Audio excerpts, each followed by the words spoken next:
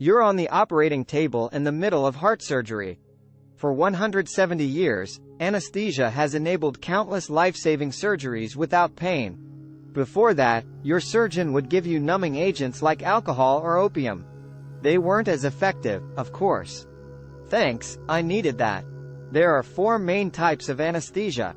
Regional and local anesthetics numb parts of your body, but you remain conscious and aware.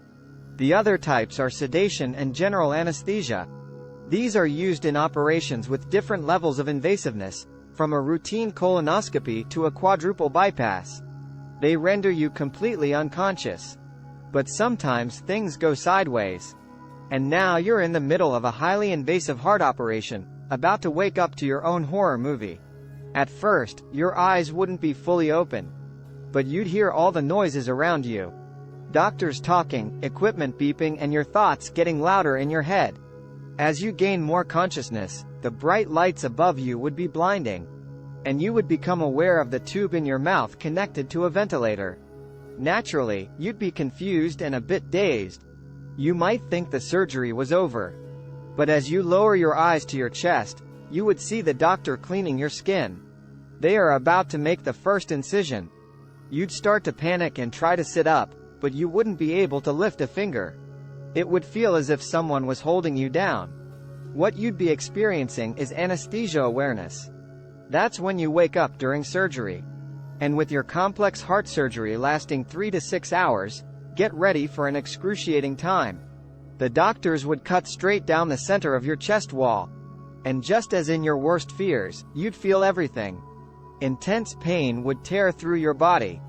You'd try to scream, but you wouldn't be able to. Maybe you could twitch your leg, but the doctors would assume that this was a muscle contraction, and they'd hold it down. Your heart rate wouldn't increase because your heart isn't beating. A heart-lung bypass machine is moving the blood away from your heart. Now, they'd cut into your breastbone and open up your rib cage. The pain would be so intense that, I am in pain. You'd momentarily dip back out of consciousness. When you wake back up after only a few seconds, you'd feel like you're suffocating. The ventilator is pumping your lungs artificially. No matter how much stress or anxiety you feel, your body isn't in control. This happened in one case of a woman who woke up during abdominal surgery. Her general anesthesia wore off, but she remained somewhat paralyzed. This led to her having an out-of-body experience. This would be the best-case scenario for you too. The sounds of the operating room would drift away. The pain and fear too. For a moment, you'd feel warm and safe. Maybe you'd even feel the presence of something divine. But all the pain could come spiraling back. And after all that stress and trauma, you could experience a heart attack. Now your life would be on the line. Lucky for you, the doctors would stabilize you. Your surgeon would successfully bypass the blocked artery in your heart. Finally, this nightmare of a surgery would be over. But the entire experience wouldn't be something you could walk away from. You could develop post-traumatic stress disorder or anxiety.